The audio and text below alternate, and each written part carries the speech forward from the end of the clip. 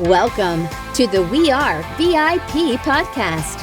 Each week, your host, Casey Hasten, Director of Recruiting at VIP, will bring you valuable insights from thought leaders, introduce you to incredible companies, and bring you tips for landing your dream job from our team of executive recruiters at VIP. And now, Casey Hasten. Hey everyone, welcome to the We Are VIP podcast, a podcast devoted to adding value to your career or candidate search, brought to you by VIP. I'm your host, Casey Hasten. I'm an executive recruiter, director of recruiting with VIP, and all-around hiring guru. In fact, my guest today is the one that gave me that nickname. So I want to introduce you to our first guest today. I am so excited to have him on our very first VIP podcast. He is the CEO and founder of Delta Point and four-time best-selling author, Mr. Jerry Acuff. Now, Jerry is a graduate of VMI and was awarded the 2016 CEO of the Year in Arizona, named Best Pharmaceutical Marketing CEO in North America in 2017, and formerly held the VP of Sales position for a $650 million company with over 500 sales representatives. Jerry is an expert relationship builder, which is why we wanted him to be our first guest on the show. His book, Stop Acting Like a Seller and Start Thinking Like a Buyer, breaks the standard for your typical salesman. And he focuses on building the relationship first, believing the money will follow. The proof of this belief, of his belief's effectiveness, lies in the success of his books and in his recognition as one of the top 5 salesmen in the world. Jerry, welcome to the show. Hey, Casey, it's great to see you. I know, it's been too long. I know. It's kind of full circle if you think about it, Jerry, because if you remember, the very first podcast that I went on was yours. I know. Well, it's payback time. Oh boy. Well, hopefully you won't feel like I'm torturing you too much. But thank you so much for agreeing to be my first guest. This means the world to me. Well, I'm excited to be here. So anyway, wow. I didn't list all of your accomplishments, but I wanted to start with your book, Stop Acting Like a Seller and Start Thinking Like a Buyer, because I think that really that's who you are at the core, right? Right. In your book, you mention a sales process or a simple formula, that being the right mindset, a proven sales process, and a commitment to building valuable business relationships. And so just real quickly, what are 3 qualities of a healthy business relationship? Well, my bias is that, if you have a valuable business relationship with somebody, 3 things are true. One is you have access when you need it. Mm-hmm. So I know if you call me, I'm going to call you back, and I'm not going to hesitate to call you back. I don't know what you are calling for, nor do I care. The second thing is I have the ability to influence that person. And what that means is that person will listen to me differently. I mean, if I've learned anything in my, career, it's, if you call me and talk to me about a timeshare in Montana, I'm going to listen. Somebody else calls me about a timeshare in Montana, I'm probably going to get off the phone in 30 seconds. What's the difference? The difference is the relationship carries the interest. So it's access when you need it. It's the ability to influence. Then the third thing is that you're doing something to help this person succeed. I mean, the fact that you would have me on this podcast tells me that you value a relationship with me, because obviously, me being able to interact with your listeners is proactively helping me succeed. So it's access, influence, and results. The acronym is AIR, A-I-R. What's really interesting, when we do workshops on relationship building, and we do a lot of them. I did one last week in LA, and 2 weeks ago I did one in Charleston, one in New Orleans. I ask people, say, what percentage of the customers do you have that you have a great relationship with? And you get 50%, 60%, 70%. And then you say, well, what if I described a valuable business relationship as access, influence, and results? And then I explain that, what would those numbers be? And it's fascinating, because what happens is those numbers go from 70 to 15. They go from 50 to 10. And so very often we have a good relationship with somebody, but they don't really value a relationship with us. And to me, my goal is to get someone to value a relationship with me because it's me. Because I know that if I can get them to want to hear what I have to say, I have a better shot at actually them having an open mind. I think that is great advice on building those valuable business relationships. You know, another thing that you talk about in your book is not just building those relationships, but maintaining those relationships as well. And Right. sometimes you have to repair those relationships. Yeah. Can you tell me about a time where you've had to repair a relationship and maybe the first step that you took to do that? Well, I think the first step is always the same, is to apologize. I mean, this is actually not a great example, but I remember years ago when I was in the pharmaceutical business and we were calling on an oncologist, and as we walked, the sales rep and I walked through the door, she was, I don't know what she was doing, but the minute we walked through the door, she started cursing me and telling me, how hideous pharmaceutical companies were, et cetera.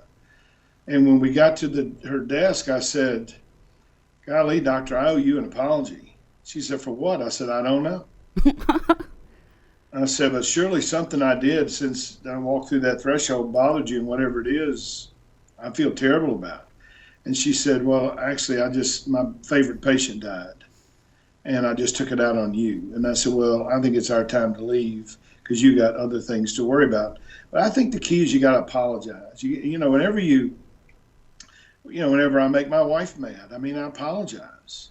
And I always use the words, "I feel bad. I feel terrible," because it's not just enough to say I'm sorry. Mm-hmm. I want people to know that I feel bad about it. And so that's how you repair a relationship. Maintaining a relationship is a completely different subject. It's really about, how do you stay in persistent, consistent, and relevant contact, like you and I do? Mm-hmm. As I told you before, I developed an app for that called Really Linked that makes it easy for you to stay in touch with the top 150 people in your network. But if you don't stay in touch with people, you lose influence. Now, the experts say that you lose up to 4% a month of your influence every month that you don't stay in touch with people. I don't think it's that high, but it's not zero. Right. And so, if people call me and I haven't heard from them in 10 years and they ask me for help with a job, honestly, this thing I say to myself is, I don't even know you anymore. I don't know whether you've been to jail. I don't know whether you've committed a crime. I don't know anything about you. However, if you stayed in touch with me, I know a lot about you. And I'm far more willing to go the extra mile for the people that, value staying in contact with me. Well, I know that you have always been right there when I needed you, and I know that, you've mentored me over the last year or so, and always have been approachable and just been right there for me. One of the things that you say, I think every time that we talk, and I love that you really believe in your philosophies, are words matter. Right. So tell me a little bit about that, why you use that phrase and how you talk about it in your book.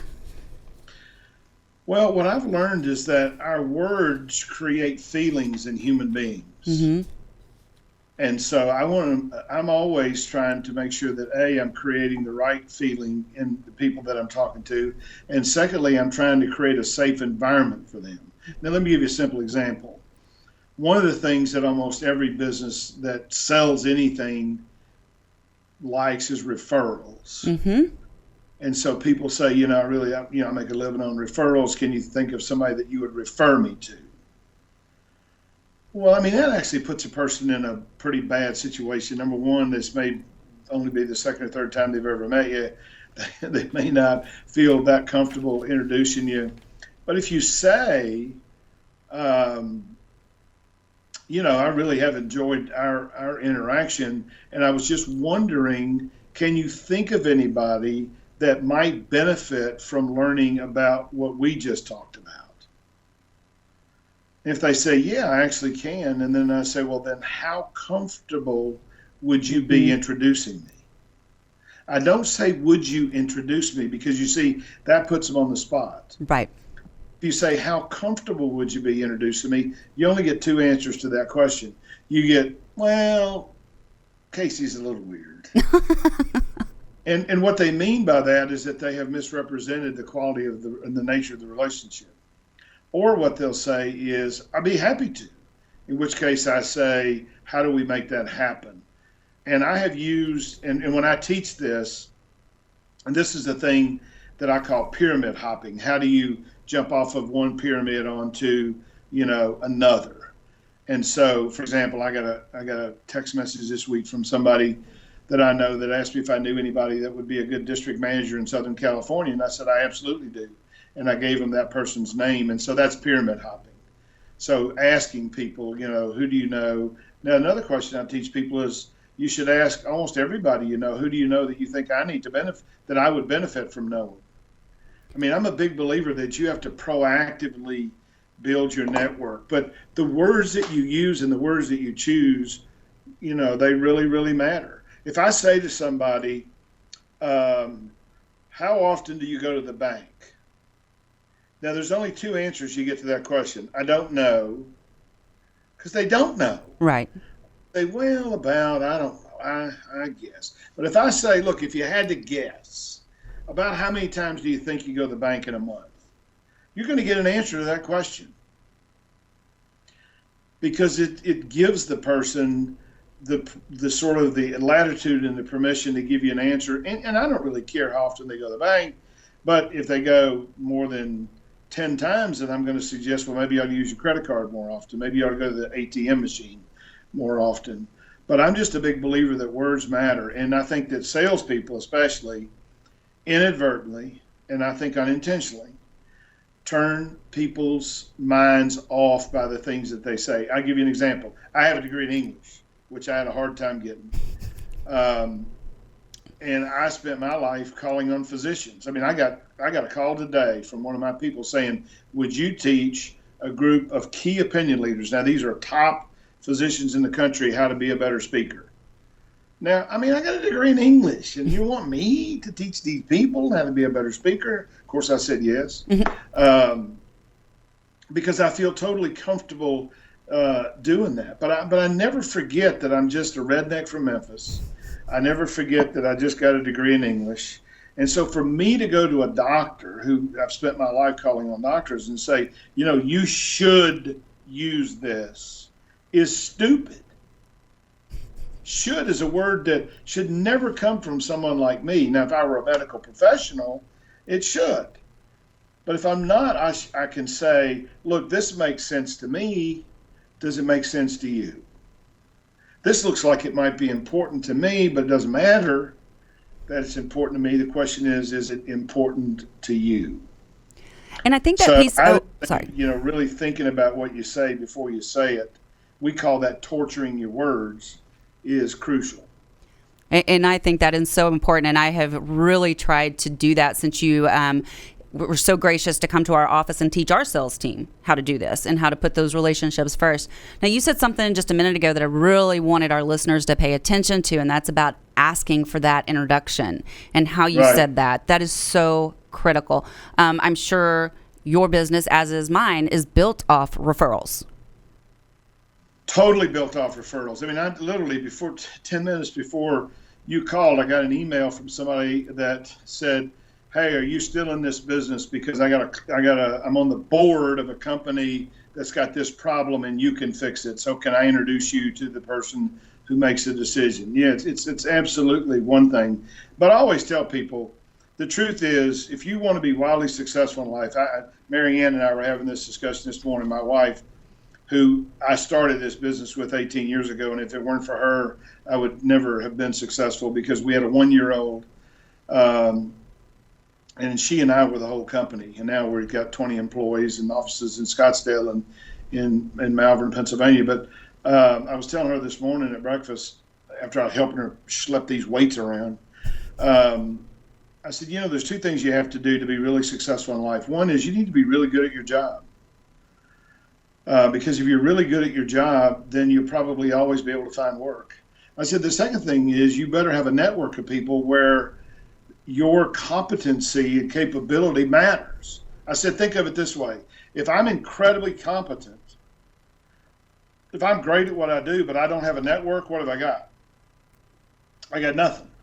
If I got a great network and I suck at what I do, what do I have? I got nothing. So you got to be great at both of them. So I'm big on not only building relationships, and I treat everybody like they're important because they are. Everybody. The second thing is I try and build relationships with everybody. And I did a call last night, from 7 o'clock to 8:30, podcast for this thing called Bradley's got this thing called Closer School, which is a terrific sales course. And Brad's a friend of mine, and he asked me to jump on, and I jumped on, and I give people my telephone number. And he said, I could never give people my telephone number. And I said, well, I give people my phone number. Of course, the truth is nobody calls.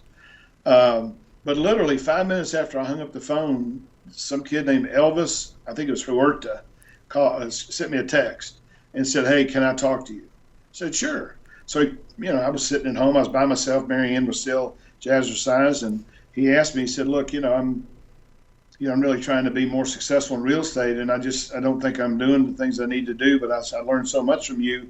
Can you give me any advice? And I did.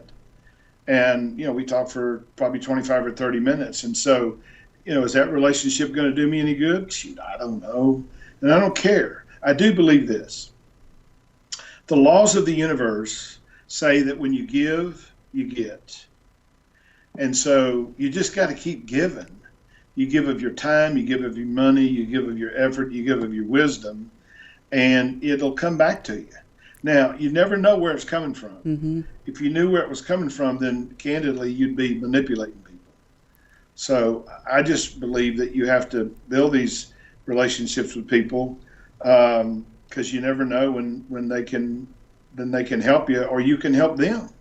Because I'm a big believer in helping others. I mean, I got a call this week from somebody in Dallas.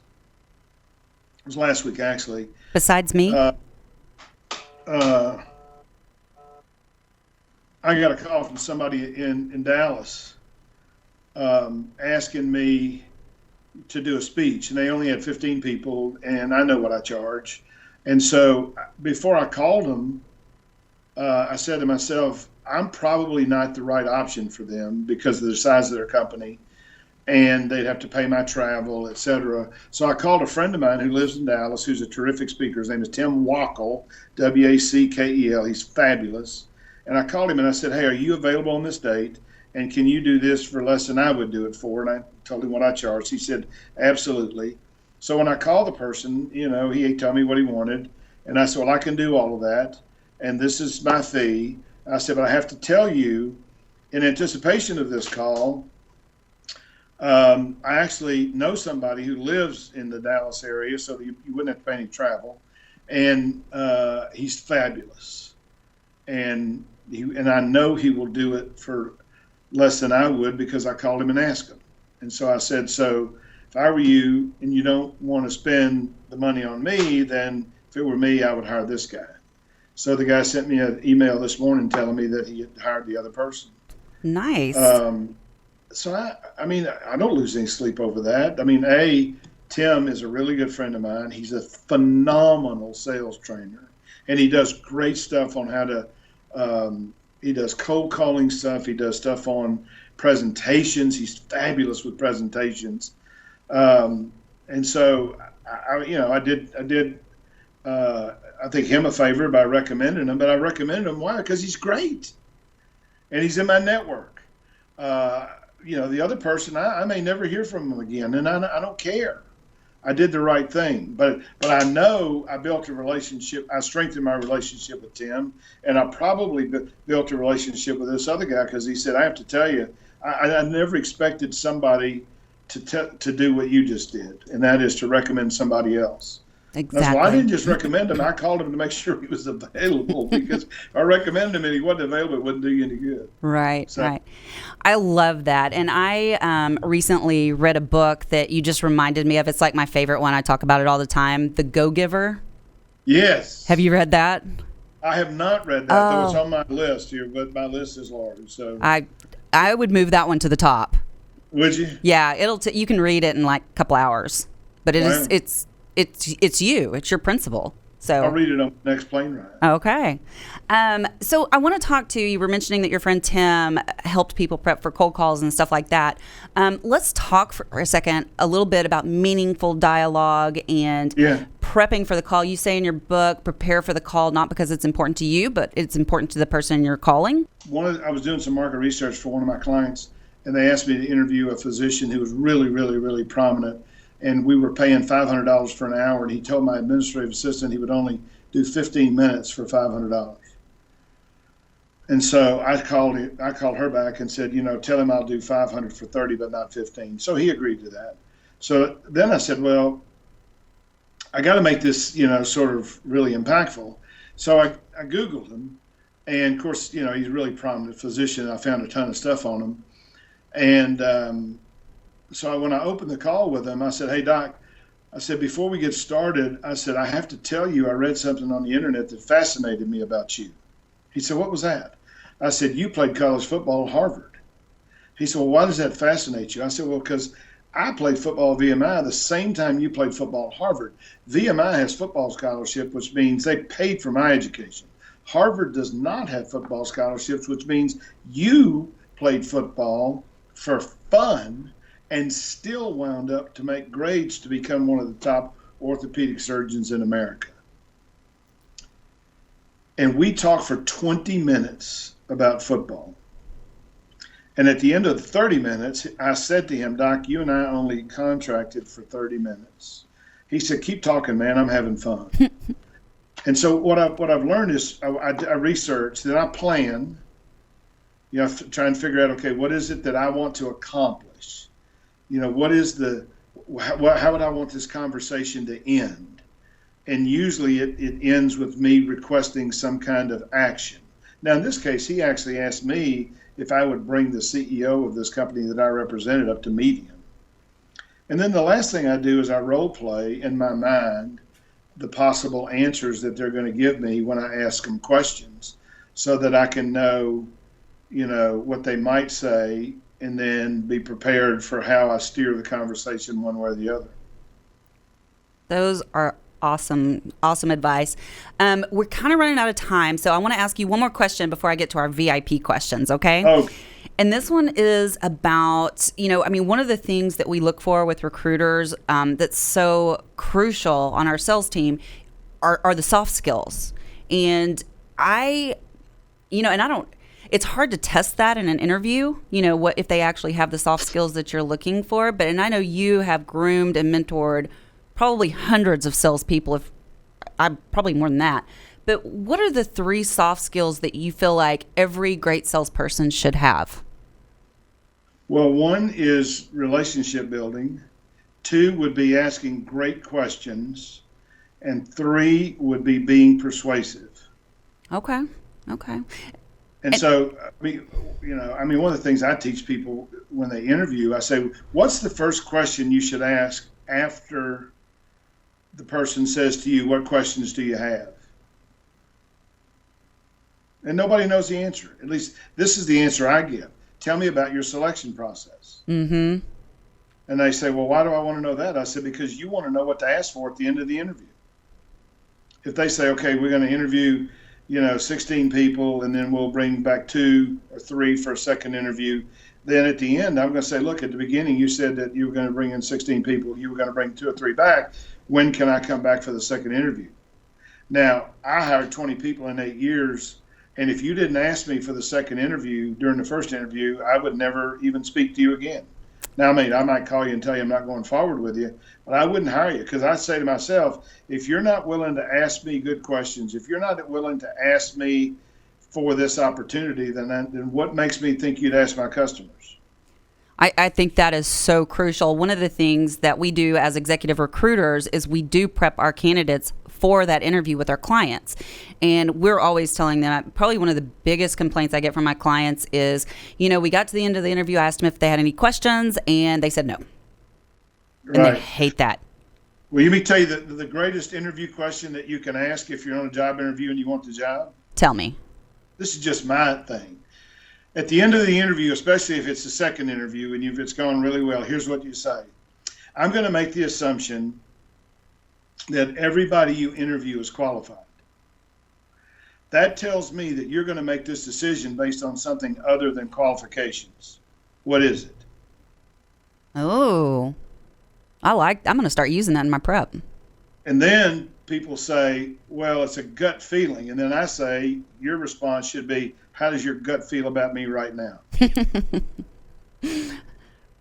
We've already determined in prior conversations that you could definitely be a recruiter, Jerry.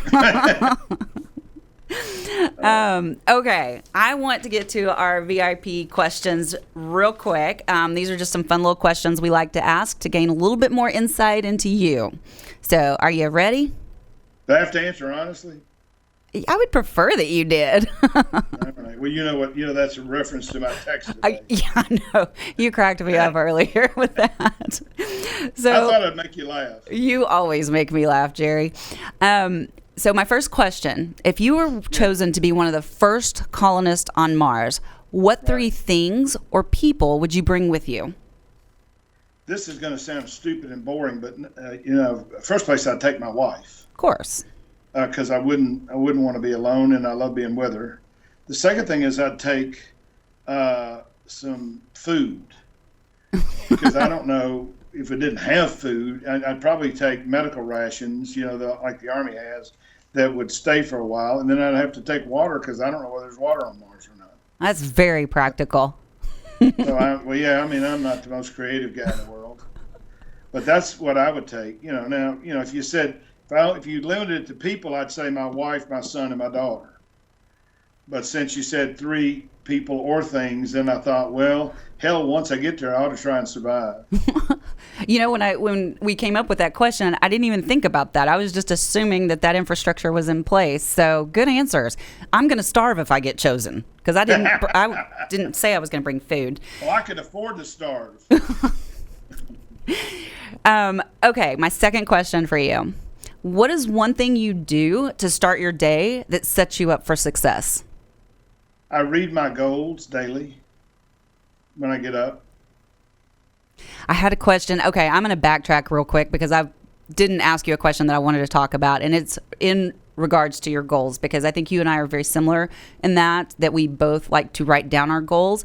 And so Right. I wanted to talk about your superstar sales superstar training. Is that what it's called? Superstar sales training. And you give away the first course on goal setting. Right. Why do you do that? Acuff.com. Well, because it's just something that we don't teach people. Mm-hmm. My son's not learning this in college. My daughter didn't learn it in college. And so I just think that there's three things to me that you really need to do to be wildly successful. Number one, you need to set goals that are consistent with your gifts and talents. And the vast majority of people, A, have no understanding of what their gifts and talents are, and B, that prohibits them from creating what I call stretch goals. If you listen to my goal setting thing, which is free at jerryacuff.com, then you will, but you got to watch it 5 times, because if you don't watch it 5 times, it'll never sink in. The second thing is you got to build relationships with people, because if you don't have a network, and then the last thing you got to be persuasive. And I don't care what your job is, whether you're a recruiter, whether you're a consultant, whether you're a salesperson, whether you're a pastor, whether you're a physician, you got to be persuasive. Well, By the way, I am the only, I'm rated one of the top 10 sales experts in the world. I'm the only one that has his cell phone number on his website. I believe that, and it shocked me when I first met you, and you're like, my cell phone's on my website, and I'm like, are you insane? But of course I put my cell phone on everything too. And I did want to let you know, we use your goal setting for training purposes. Oh, so great. Every new recruiter has to go through your goal setting course at least 3 times. I don't make them do it 5, but I encourage them to. Well, good. So I appreciate you for that. So my one final question for you today, if your life's work was being summarized in a news article, what would your headline be? If he can succeed, anybody can. Aw. Jerry, you're pretty amazing, though. You're kind of one of a kind.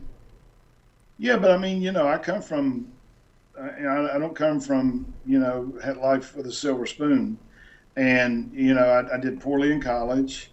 At 51, I got fired from my job, and I only had enough money to last me for 4 months, and I couldn't find a job. And I started this company 18 years ago, and we're now one of the top strategic consulting companies in the world. So, I got fired from my first 2 sales jobs because I couldn't sell. And then I learned how to sell and became one of the top sales experts in the world. So all I say is that if anybody, if I can do it, anybody can do it. But you got to want to do it. This is what I told Brad Lee last night. I said, I don't care who you are. You have to want to succeed badly, and you got to work your tail off. And if you'll do those 2 things and find a mentor, find somebody to help you be successful, and you'll be an incessant learner, there's nothing you can't accomplish. Nothing. I think that's amazing. And I also love that you approach it with such a humble heart and that you are always so willing to just give. I think these are some really good lessons for both our candidates and our clients in how they approach everyday life. So unfortunately, we are out of time. I know when you and I get together, we can just talk forever, but I'm going to have to wrap this one up. So I want to end this conversation by saying one thing to you, Jerry. Yes. You are a VIP. Oh, thank you. Golly, that made me feel good. Thank you, Jerry. And that's a wrap for today. Join us next week here on the We Are VIP podcast. We'd love to know how we can help you be a VIP. To find out more, log on to wearevip.com.